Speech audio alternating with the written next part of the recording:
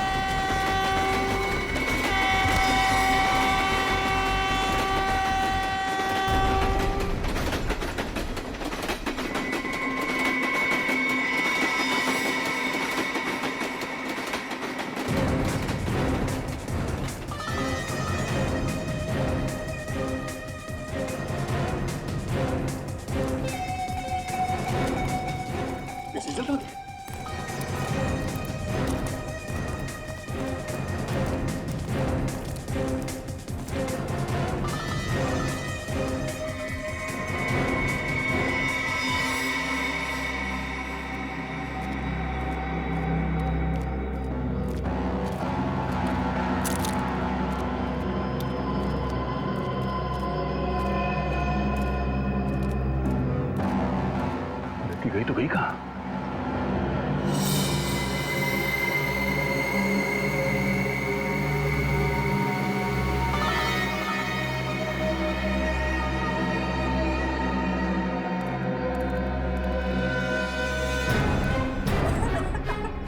बस बहुत भाग ली, अब जरा अपना मुखड़ा तो दिखा दे।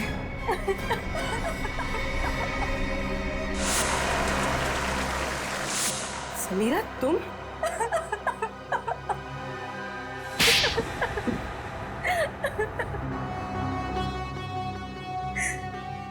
किसी भी बच्चे के लिए उसकी माँ की मौत से ज्यादा दर्दनाक और कुछ नहीं हो सकता।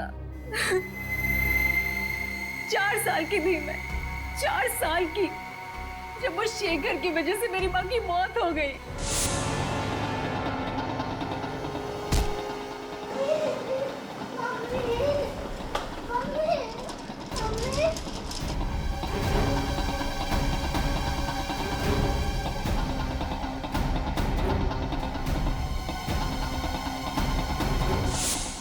तो 4 साल की थी जब ये हादसा हुआ। फिर 20 साल बाद तुमने शेखर को कैसे पहचान लिया? नहीं पहचानती थी, लेकिन मैंने सोच रखा था कि एक ना एक दिन उस आदमी को जरूर ढूंढ निकालूंगी जिसने मुझे अनाथ किया और उसे एक दर्दनाक मौत दूंगी।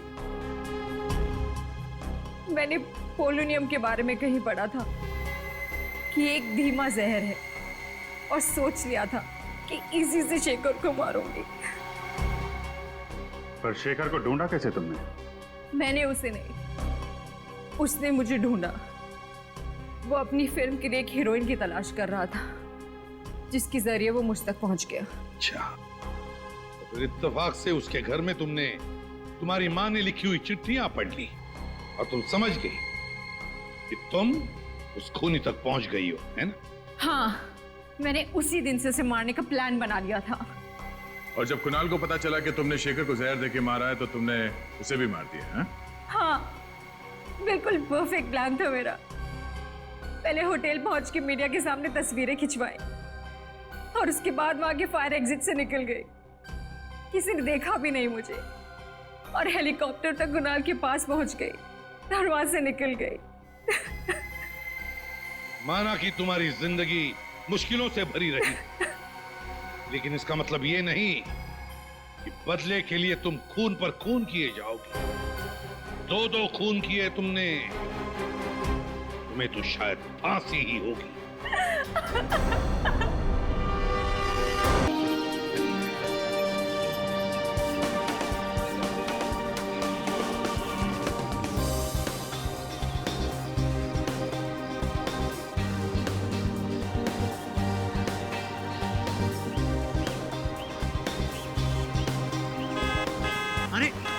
अरे वो देखो मैंने क्या गई। अरे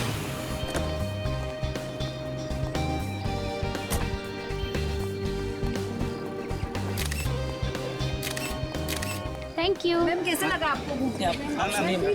मैम हमने सुना है कि आप घूमने के लिए स्विट्जरलैंड गई थी। बिल्कुल ठीक सुना है आपने। काम करते करते काफी थक गई थी तो सोचा टहल कर आ जाओ। शेखर जी की नई फिल्म का म्यूजिक लॉन्च है, इस बारे में कुछ कहना चाहती हैं ma'am? I wish Shekhar all the very best. भगवान करे कि उनकी बाकी फिल्मों की तरह यह फिल्म भी सुपरहिट हो और वो अपनी अगली फिल्म में मेरे साथ करे। आपने उनके साथ बहुत ही हिट फिल्में दी है, पर इस फिल्म में उन्होंने आपके जगह एक नई एक्ट्रेस को कास्ट किया है, तो आपको दुख तो हुआ होगा। इसमें बुरा मानने वाली क्या बात है? शेखर को लगा होगा कि शायद उस रोल में एक नई लड़की अच्छी तरीके से फिट हो सकती है, that's it. But I am sure Shekhar के पास अगर मेरे लायक कोई स्क्रिप्ट होगी तो वो मुझे बताने में झिझकेंगे नहीं। सुना है सुपरस्टार रविंद्र कुमार के साथ बहुत ही जल्द आप शादी करने वाली हैं। No personal question please. Thank you.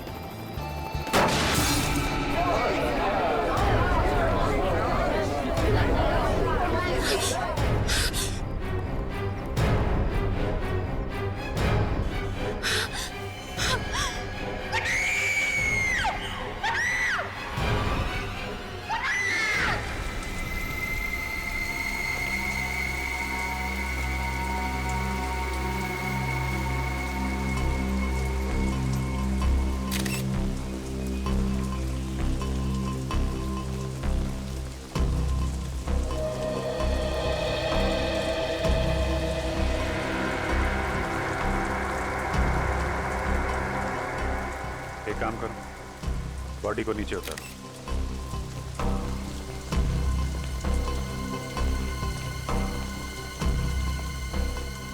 जब ये कुणाल नीचे गिरा तो कौन कौन लोग थे यहाँ पे? सर मैं और मीडिया वाले थे। कहाँ से गिरा ये? सर पता नहीं, वो नहीं देखा। मतलब? सर मैं मीडिया वालों को इंटरव्यू दे रही थी कि अचानक बहुत जोर से आवाज आई और मैंने पीछे पलट के देखा तो सर मेरी कार के ऊपर कुणाल गिरा हुआ था और सर खून बह रहा था। सर मुझे नहीं पता सर, मैं बहुत घबरा गई थी। ये मैनेजर कौन है? सर मैं इस होटल का मैनेजर हूँ, मैंने ही आपको कॉल किया था। किस रूम में ठहरे थे मिस्टर कुणाल? पता नहीं सर, वो तो होटल में थे ही नहीं। क्या होटल में थे ही नहीं? गिरे तो ऊपर से ही है ना? हाँ सर। आसपास कोई दूसरी बिल्डिंग नहीं है जहाँ से गिरे हो? ध्यान नहीं दिया होगा आपने, अंदर जाते हुए देखा नहीं होगा। सर मैं तो रिसेप्शन पे था पूरे दिन, वाकई अंदर नहीं आए थे। सीसीटीवी कैमरा लगा रिसेप्शन में? Yes sir. रेडी? जरा सीसीटीवी कैमरा फुटेज चेक करो, देखो ये आदमी अंदर कब गया था। सर सर इसके जैकेट का बटन फूटा हुआ, ये देखिए।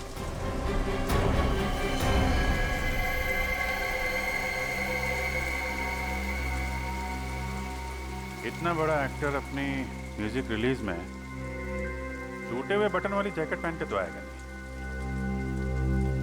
या तो बटन नीचे गिरते हुए टूटा है या फिर तोड़ा गया है हाथापाई में। इसका मतलब मरने से पहले इसका झगड़ा हुआ था किसी के साथ? लग तो ऐसा ही रहा। अच्छा, कुणाल का किसी के साथ कोई झगड़ा वगड़ा हुआ था क्या? नहीं सर, कुणाल बहुत ही अच्छा लड़का था, वो हमेशा सबसे मिलजुल के रहता था। सर उसका झगड़ा किसी के साथ हो ही नहीं सकता। आप? मैं इस फिल्म का डायरेक्टर हूँ, करण नाम है मेरा। आई सी। और आप हीरोइन है? हाँ सर, ये मेरी पहली फिल्म है और देखिए ना, मेरी पहली फिल्म में ऐसा हादसा हो गया। हादसा या मर्डर ये तो अभी कह नहीं सकते, बहुत जल्द पता चल जाएगा। फिलहाल आप लोग कहाँ थे जब कुणाल यहाँ गिरे? सर हम सब लोग होटल के अंदर थे, मीडिया वाले और एक्ट्रेस मायरा बाहर थी। अच्छा ठीक है।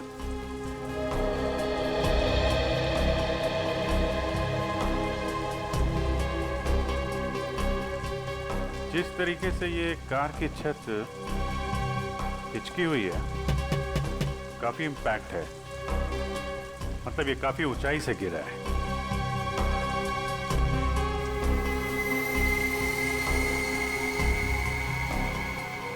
अजीब बात है, सारी खिड़कियों पे तो गिरिल लगा है, खिड़की से तो गिरा नहीं है, छत से ही गिरा होगा।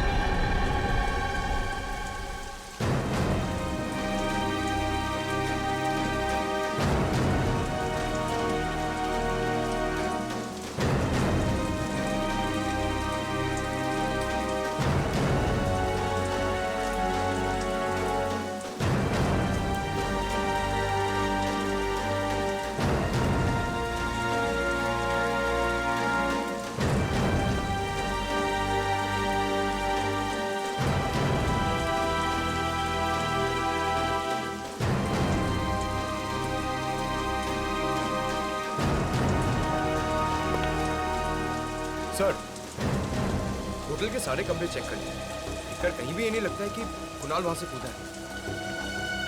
छत पे भी हाथापाई के कोई निशान नहीं है और टूटा हुआ बटन भी नहीं दिख रहा है। सर, कुणाल होटल में आया ही नहीं था।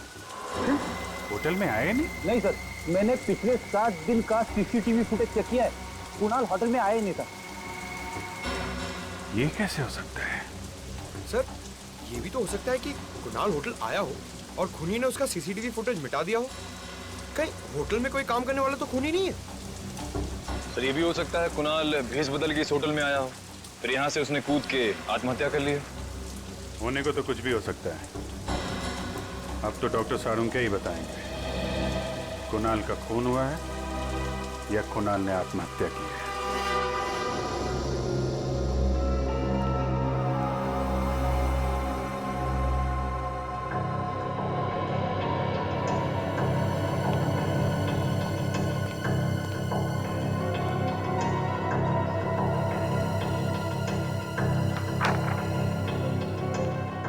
डॉक्टर साहब, कुछ पता चला?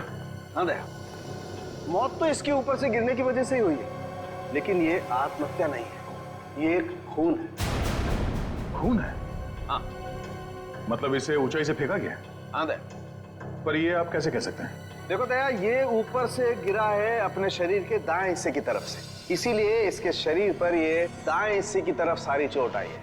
ये देखो, ये दाईं तरफ रिब का फ्रैक्चर, ये दाएं हाथ पर चोट के निशान, ये सब। लेकिन इसके सर पर बाईं तरफ भी एक चोट का निशान है, ये देखो। अब सवाल ये उठता है कि इसके सर पर बाईं तरफ ये चोट आई तो आई कैसे?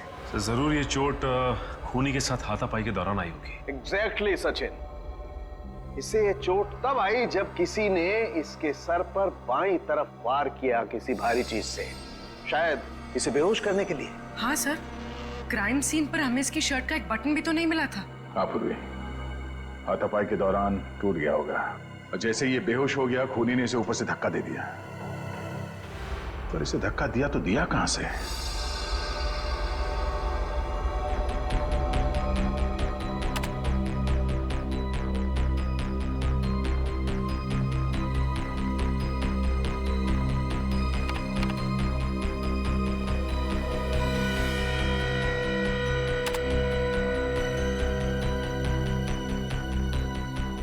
सर, हमने होटल के कमरे, होटल की छत सब अच्छी तरह से चेक कर लिया सर, पर वहां पे कोई सुराग नहीं मिला। समझ में नहीं आ रहा लाश गिरी तो गिरी कहां से? लाश आसमान से तो नहीं गिरी है दया, कहीं ना कहीं से तो गिरी है। हाँ पूर्वी, कुछ पता चला मीडिया फुटेज में से? सर ये देखिए सर, इस फुटेज में कुणाल गिरते हुए तो दिख रहा है, मगर कहाँ से गिर रहा है वो पता नहीं चल रहा। लेकिन सर, अगर मैं वहाँ की मीडिया वालों की बातचीत का ऑडियो बंद कर दूं और वहाँ के एम्बियंस यानी बाकी चीजों के ऑडियो ऑन रखूं तो सर एक आवाज आती है। सुनो।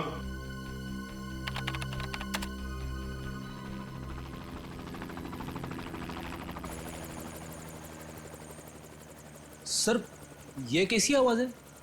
देखते हैं फ्रेडी, पता करते हैं। जरा फिर से सुनो।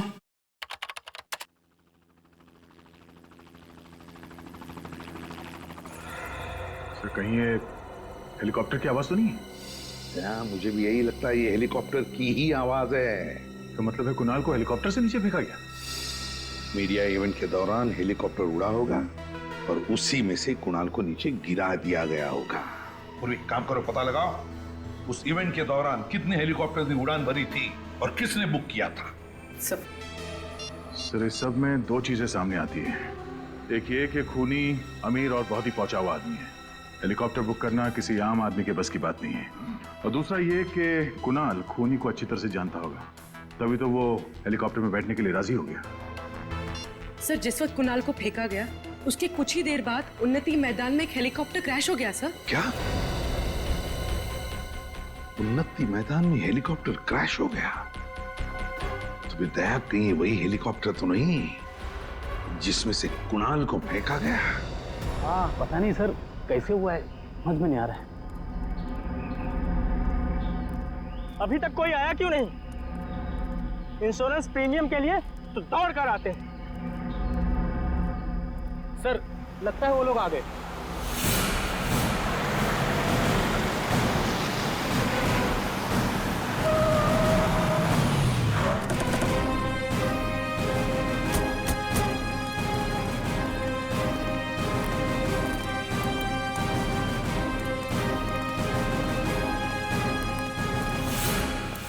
आप लोग इंश्योरेंस कंपनी से हैं?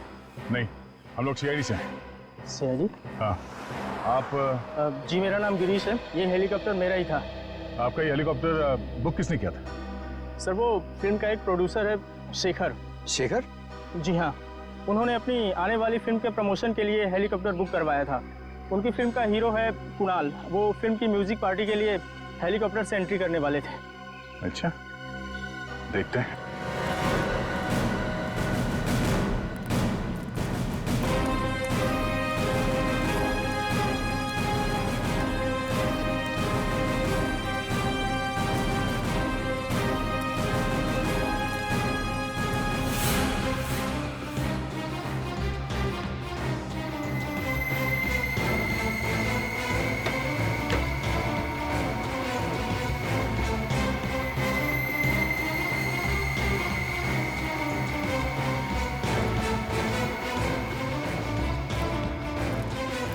अरे सुनिए, हेलीकॉप्टर के अंदर कोई लाश मिली? नहीं सर। सर, कहीं कुणाल ने हेलीकॉप्टर से कूद के आत्महत्या तो नहीं कर ली? नहीं पंकज, डॉक्टर सालुंके ने बताया कि ये मर्डर है। जरूर कुणाल के साथ कोई ना कोई था हेलीकॉप्टर में जिसने उसे पहले मारा, बेहोश किया और फिर हेलीकॉप्टर से बाहर फेंक दिया, और शायद पैराशूट से वो बाहर निकल गया। सर, कहीं ये सारा किया जरा शेखर का तो नहीं? सर वो हमें होटल में भी नहीं मिला था। सर ऐसा कौन सा प्रोड्यूसर होगा जो अपने ही फिल्म के म्यूजिक लॉन्च में मौजूद ना हो सकता है। एक काम करो, चारों तरफ नजर दौड़ाओ, और हाँ वो ब्लैक बॉक्स पता करो, ब्लैक बॉक्स कहाँ है, उसी से पता चलेगा इस खूनी के बारे में। सर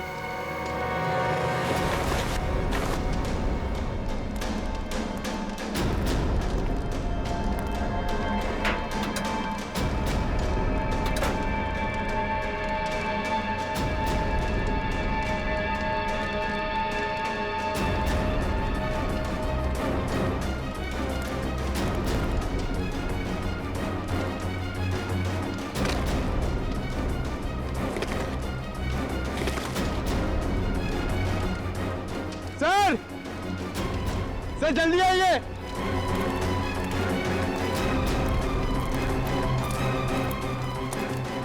सर ये देखिए, ये पैराशूट है। गुड जॉब पंकज, आजकल बहुत काम करने लगे हो। हाँ, थैंक्स सर। सर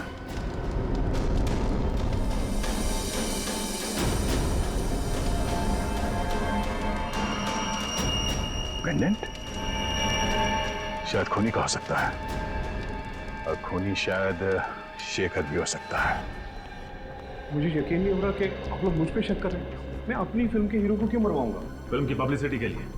कुणाल की मौत से आपकी फिल्म को पब्लिसिटी मिलने वाली थी, और बॉक्स ऑफिस पे कलेक्शन दुगने होने वाले थे। हाँ सर, लेकिन मेरी फिल्म तो वैसे ही हिट है, उसके लिए मुझे गुनाह करने की क्या जरूरत है सर? तुमने बनाया था ना कुणाल की एंट्री का प्लान हेलीकॉप्टर से। हाँ, कुणाल को हेलीकॉप्टर चलाना बहुत अच्छे से आता था, उसके पास उसका लाइसेंस भी था, और मैंने ही उसको बोला था कि इस पार्टी में अगर वो हेलीकॉप्टर से आएगा तो फिल्म की पब्लिसिटी में 4 चांद लग जाए। 4 चांद का तो पता नहीं, मगर तुम्हारी इस प्लानिंग की वजह से वो ऊपर जरूर पहुंच गया। तुम्ही ने उसे हेलीकॉप्टर से धक्का दिया था ना? नहीं, मैं उस वक्त हेलीकॉप्टर में था ही नहीं होगा सर। फिर कौन था वहां पे? मुझे नहीं पता। देखिए, पता नहीं कहने से काम नहीं चलेगा। जब म्यूजिक लॉन्च हो रहा था तो आप वहां पे नहीं थे। कहां पे थे आप? मेरी तबीयत ठीक नहीं है, मैं घर पे आराम कर रहा था।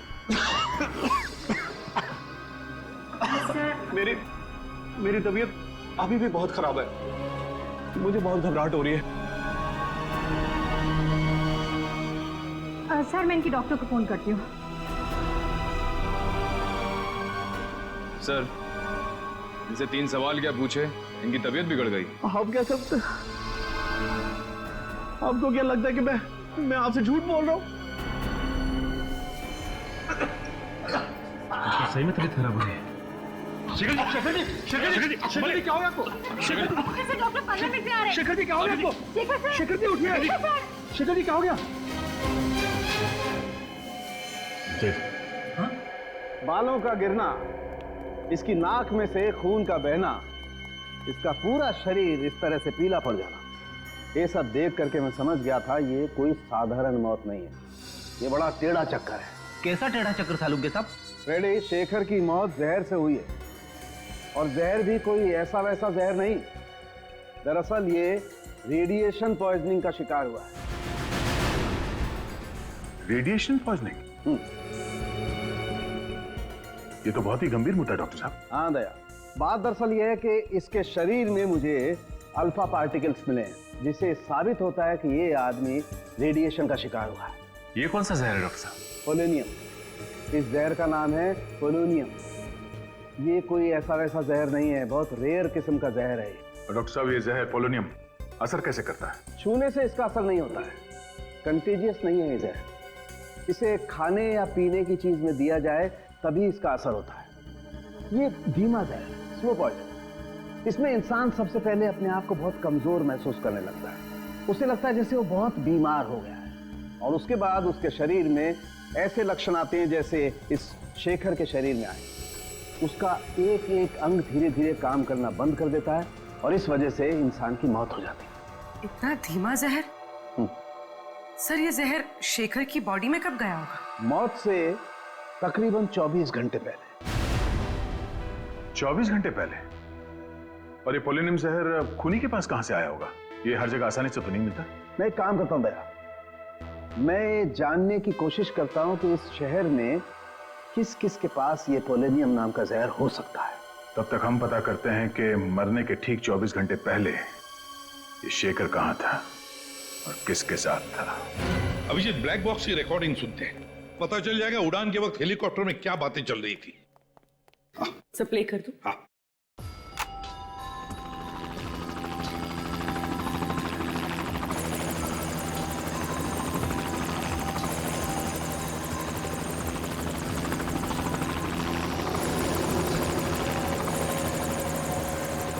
शेखर के साथ ऐसा किया? मुझे यकीन नहीं आ रहा है।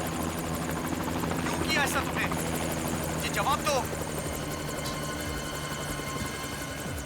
सर ये तो कुणाल की आवाज है। हाँ अभिजीत, लगता है कुणाल को पता चल गया था कि खूनी ने शेखर को जहर दिया था। शायद इसीलिए खूनी ने कुणाल को हेलीकॉप्टर से धक्का दे दिया और फिर खुद पैराशूट बांध के कूद गया। सर जरूर ये कुणाल या शेखर के आसपास का ही आदमी है। हाँ, साउंड के बता रहा था ना कि वो पोलोनियम जहर को असर दिखाने में 24 घंटे लगते हैं।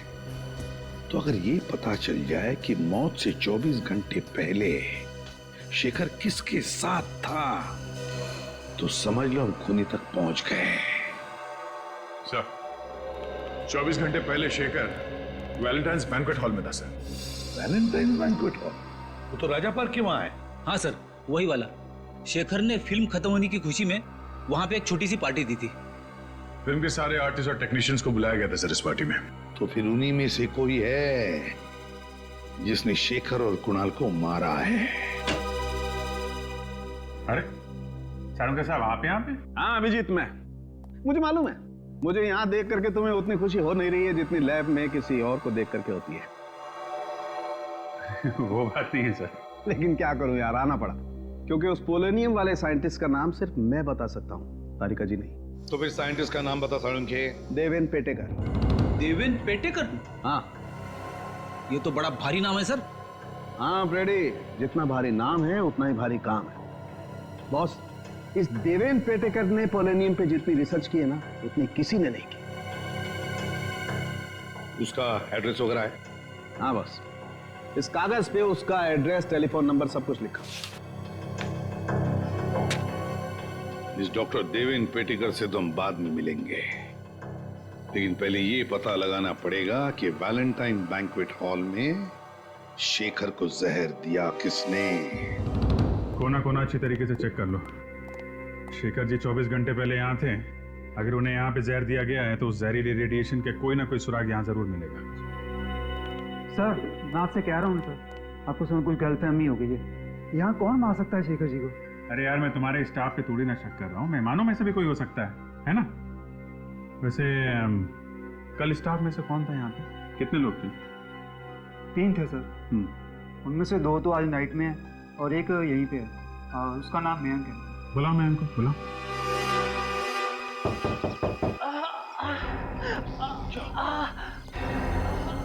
सर, यहाँ से किसी के कराने की आवाज आ रही है। कई साइंटिस्ट की जान खबर में तो नहीं है। एक मिनट।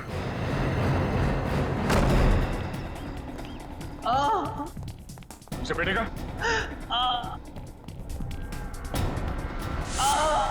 Oh no. सचिन, पूर्वी एम्बुलेंस बुला जल्दी। सर क्या हुआ? अब ठीक तो है? मेरी लेबोरेटरी क्या हुआ आपकी लेबोरेटरी? मेरी लेबोरेटरी इसने इसको उंगली काट दी है। कौन हो सकता है सर? ये तो यही बता सकते हैं। हाँ सर, एक आदमी काफी देर तक शेखर जी से बातचीत कर रहा था। अच्छा, क्या क्या बात कर रहा था? कुछ सुना आपने? अरे यार सुनो, सीआईडी की मदद करोगे तो कोई तकलीफ नहीं होगी। ओके, बताओ। सर वो विनती कर रहा था कि शेखर जी की आने वाली फिल्म की रिलीज डेट आगे बढ़वा दे, नहीं तो उसका बहुत बड़ा नुकसान हो जाएगा। अच्छा, था कौन ये आदमी?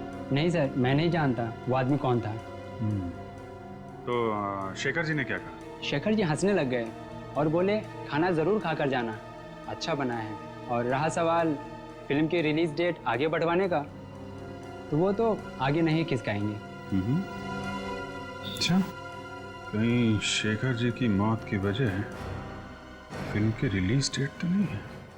शेखर जी की मौत के बाद अब तो शायद उसकी फिल्म भी वक्त पे रिलीज ना हो पाए। इससे आपकी फिल्म का बहुत फायदा होगा ना? देखिए, किसी की चिता की आग पे रोटियां सेकी नहीं जाती। शेखर जी बहुत ही सीनियर थे और फिल्म इंडस्ट्री के एक नामी गिरामी प्रोड्यूसर थे वो। उनके जाने के बाद फिल्म इंडस्ट्री को जो आघात पहुंचा है उसको शब्दों में बयान करना नामुमकिन है। तो हम मुमकिन कर देते हैं मिस्टर राजेश, शेखर के खूनी की दास्तान सुनाकर। सीआईडी वाले आज यहाँ कैसे आ गए? देखिए प्लीज, अभी आप लोग बात करिए, हम आपको बाद में जवाब देंगे। शेखर जी का खून क्या है? आप लोग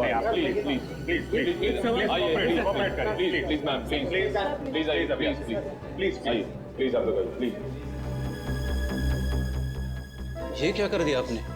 मेरे फिल्म को नेगेटिव पब्लिसिटी दे दी। वो कहते हैं ना आप लोग, any publicity is good publicity. मैं नहीं मानता।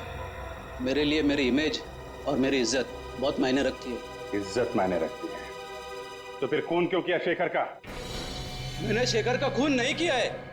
मैं एक कलाकार हूँ, फिल्म प्रोड्यूस करता हूँ, मैं खूनी नहीं हूँ। क्योंकि शेखर ने तुम्हारी बात नहीं मानी, अपनी फिल्म की रिलीज डेट आगे नहीं की, इसलिए तुमने ये तरीका ढूंढ निकाला उसकी फिल्म को पोस्टपोन करने का। ये बात सच है कि मैं उनको रिक्वेस्ट करने गया था, लेकिन जरूरी थोड़ी है उन्होंने बात सुनी नहीं तो मैं उनको खून कर डालूंगा। अच्छा, अगर आपने खून नहीं किया तो फिर किसने खून किया? मुझे क्या पता सर, मुझे तो सिर्फ इतना मालूम है कि मैं निर्दोष हूँ। मेरी बीवी भी अक्सर मेरी बात मानती नहीं है, तो इसका मतलब ये थोड़ी है कि मैं हर एक का खून कर चुका हूँ। जब शेखर का खून हुआ तो कहाँ थे आप? सर उस वक्त मैं होटल में ही था, उनकी फिल्म की हीरोइन समीरा से बात कर रहा था मेरी अगली फिल्म के लिए। सर यहाँ पे तो फिंगरप्रिंट स्कैनर लगा हुआ है। देवेन जी ने स्कैनर इसलिए लगाया होगा ताकि उनके अलावा कोई और इस लैब के अंदर जा ना सके। सर फिर हम लोग अंदर जाएंगे कैसे? अब यहाँ तक आ ही गए हैं तो अंदर भी पहुंच ही जाएंगे। सचिन, ये काम करो, ऑफिस में। सर इस पर कुछ लगा हुआ है। तो खून जैसे लग रहा है। पूरी ले चेक कर। सर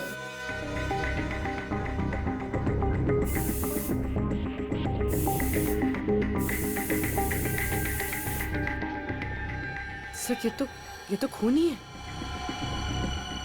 यहाँ पे खून कैसे लगा?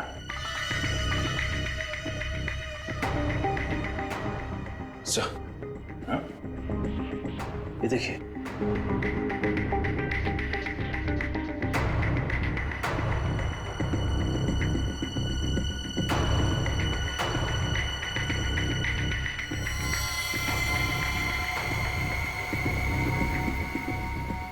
सर ये तो किसी की कटी हुई उंगली है। सर कहीं ये उंगली देवेन जी की तो नहीं? मेरे कटी हुई उंगली देवेन जी की है तो इससे लैब का दरवाजा खुल जाना चाहिए।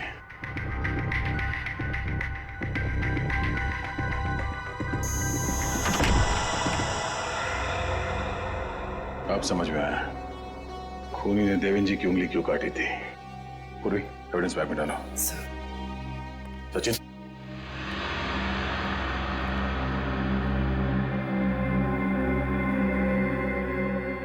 यहाँ का तो सारा सामान बिखरा पड़ा है। हाँ, किसी ने बहुत मेहनत की है यहाँ पे। जरा देखो आसपास कुछ मिलता है क्या?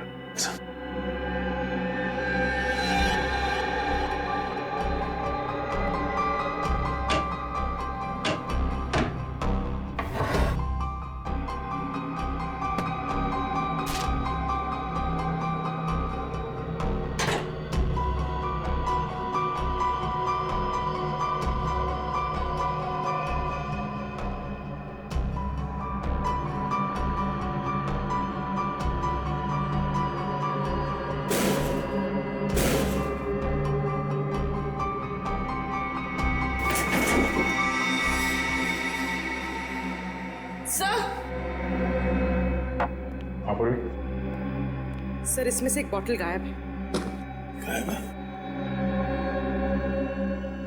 ओह, पोलोनियम जहर इसी लैब से चुराया गया है। सर, ये देखिए, खून की बूंद गिरी गई है। देवेंद्र की कटी हुई उंगली तो हमें लैब के बाहर मिली थी, तो फिर ये खून यहाँ कैसे है? सर, कहीं ये खून खूनी का ही तो नहीं है? अगर ये खून खूनी का है तो वो ज्यादा देर हमसे बच नहीं पाएगा।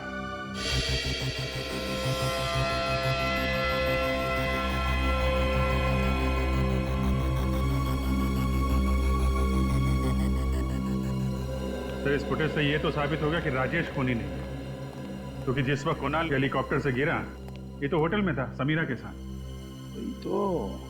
ये तो कोई बाहर का ही है, खूनी कोई बाहर का ही है, पर कौन? वो जो कोई भी है, उसे हंटिंगटन नाम की बीमारी। क्या? हंटर? हंटर नहीं फ्रेडी, हंटिंगटन। ये तुझे लेबोरेटरी में मिले खून के डीएनए से पता चला है ना? हाँ बस, लेकिन सिर्फ इतनी जानकारी मिली है, इसका क्रिमिनल डाटाबेस में कोई रिकॉर्ड नहीं मिला है। कोई बात नहीं पूर्वी, इंटरनेट से चेक करो, देखो इन दोनों फिल्मों से जुड़े हुए किस आदमी को हंटिंगटन डिजीज है। सर, हाँ। सालुंके साहब, ये बीमारी क्या होती है? ये एक न्यूरोलॉजिकल डिसऑर्डर होता है फ्रेडी। इसमें इंसान की मसल का कोऑर्डिनेशन बिगड़ जाता है। ये बहुत रेयर बीमारी है, अधिकतर मिडिल एज के बाद ही शुरू होती है। सब मिल गया सर। सर, इसका नाम नंदन कुमार है। सर, ये एक राइटर है और इसने कुछ फ्लॉप फिल्में लिखी है। 2 साल पहले ये शेखर के पास अपनी एक कहानी लेकर गया था, पर शेखर ने इसकी कहानी ठुकरा दी। और जब नंदन को पता चला कि शेखर उसी की कहानी पे फिल्म बना रहा है, तो उसने शेखर पे कोर्ट केस कर दिया, लेकिन वो हार गया था सर। और ये वही वाली फिल्म है सर, 555 घंटे, इसका म्यूजिक लॉन्च हुआ था उस दिन। इसका मतलब है दया, हमारा खूनी मिल गया। सर, एक टाइम था जब मैं भी राइटर बनना चाहता था। मैं कविताएं लिखना चाहता था, लेख लिखना चाहता था, शायरियां लिखना चाहता था। अरे यार, लिखते फिर ये यहाँ सीआईडी में क्या करने आ गए? पता नहीं सर। सर, मगर दोनों में ना बहुत सिमिलैरिटी है। अच्छा? हाँ, राइटर बनने में भी उतना ही दिमाग लगाना पड़ता है जितना सीआईडी ऑफिसर बनने में। तुम अगर राइटर बन जाओगे ना, तो तुम्हारी कहानी में खून और मुर्दे बहुत होंगे। सर, रोमांस भी हो सकता है? हाँ, रोमांस तो हो सकता है। नंदन। हाँ? आप लोग कौन? हम लोग सीआईडी से हैं। सीआईडी से?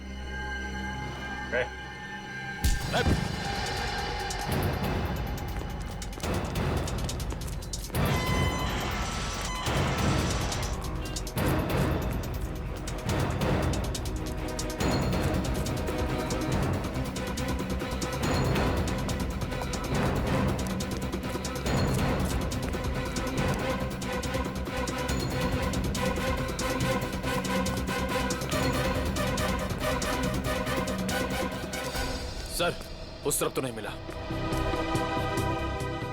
इतनी जल्दी भाग नहीं सकता, यहीं कहीं छुप के बैठा होगा।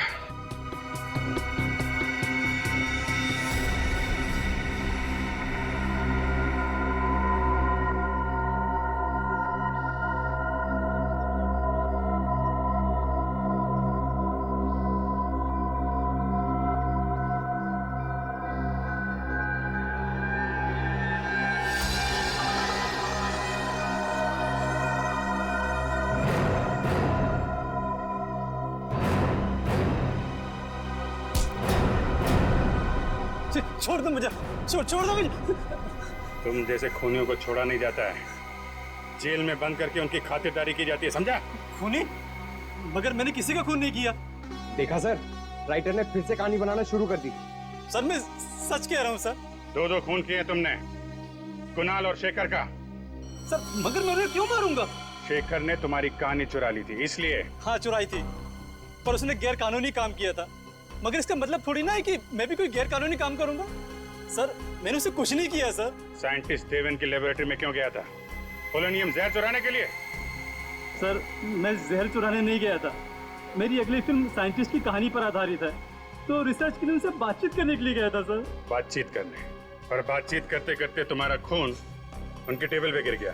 सर वहाँ पर ब्लेड पड़ा था, मैंने देखा नहीं और गलती से हाथ कट गया सर मेरा। कहानी बनाना बंद करो नंदन, अगर तुम निर्दोष थे तो मैं देख के भागे क्यों? सर कल रात एक बार पे मेरा किसी से झगड़ा हो गया था, मैं सारी रात लॉकअप में था सर, तो मुझे लगा कि आप लोग मुझे फिर से पकड़ने के लिए आ गए, इसलिए मैं भागा। तुम्हारे शेखर साहब को शराब पीने की आदत थी क्या? कभी कभी जब बहुत उदास होते थे तो खुद को शराब के नशे में डुबो लेते थे। उदास? किस बात का दुख था उन्हें? साहब एक दिन नशे की हालत में कुछ बड़बड़ा रहे थे कि उनके अतीत की गलती जिंदगी भर उनका पीछा नहीं छोड़ेगी। अतीत की गलती? कैसी गलती? पता नहीं साहब, ऐसा लगता है कोई अतीत का राज छुपा रहे थे।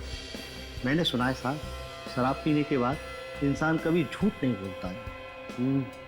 सुना तो मैंने भी ऐसा।